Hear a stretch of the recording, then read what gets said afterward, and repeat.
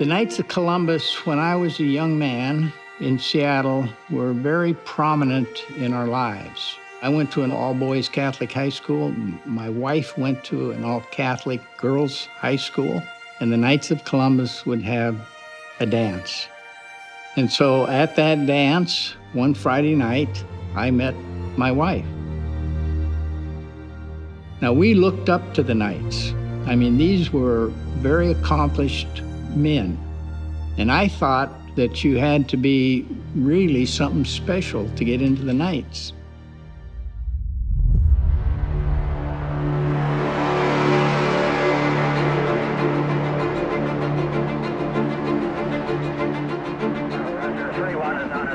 The missions were dangerous for many reasons, because the casualties occur near the enemy. In order to save the guy's life, you have to get him to a hospital the first hour after he's been shot. In order to do that, you got to go pick him up where he was shot. So you're very, very close to the enemy. And you've got this great big huge helicopter, which is very visible, very vulnerable, and it's very challenging to make an approach into a jungle at night, a confined area, or anywhere else. Each pilot was kind of an entrepreneur. And you develop ways to get into the area and get out of the area alive. And I developed the ones that worked for me. And then I taught the guys in my unit those same techniques. And so as a result, in my unit, my second tour, we didn't have anybody killed.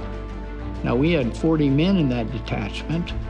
We had 26 of them shot, 26 Purple Hearts, but none of them were killed. I get a call one day to go pick up a kid on the mountaintop, and he's been bit by a snake.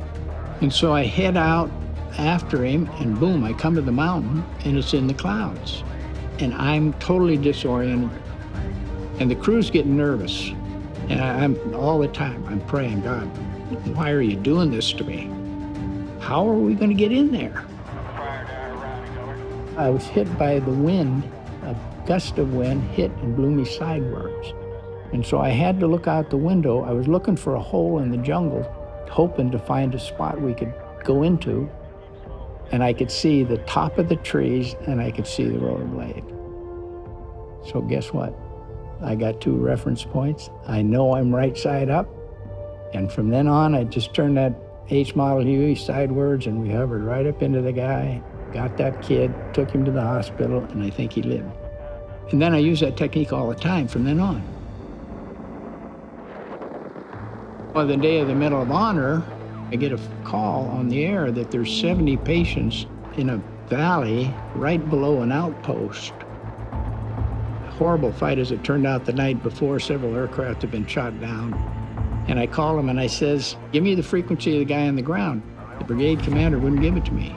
He said, you can't get in there. We've had a couple aircraft shot down. In the meantime, the guy's right down at the base of the mountain. They're bleeding to death. And so finally he says to my co-pilot, can he do it? And my co-pilot says, we just did it. We've been doing it.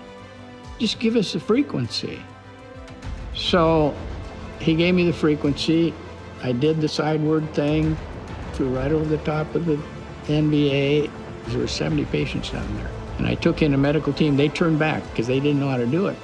I went in 4 times, got all of them out, and that's what made up the Medal of Honor. But it was the kid that was bit by the snake and me praying on the way up to the mountain, and that gust of air that blew me sidewards, which was the breath of God, that allowed me to find that technique, which we used to rescue people from that, people that could have never been rescued had we not found out how to do that. Faith is the foundation of courage.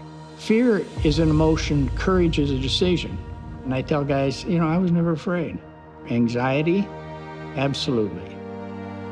Sense of urgency, yes. But because of my faith, I was never afraid. I've seen fear in combat. I've seen it. It's a debilitating, horrible thing. You have to have some way to control it. And in my judgment, the way you do it is through your faith. And when you're in combat with other men, you become very close. And that's a closeness that never goes away. I'm still in communications with soldiers that I fought with 50 years ago. And I think in the Knights of Columbus, you have that same glue that brings you together, that forms a friendship that's hard to describe, but it's almost impossible to break.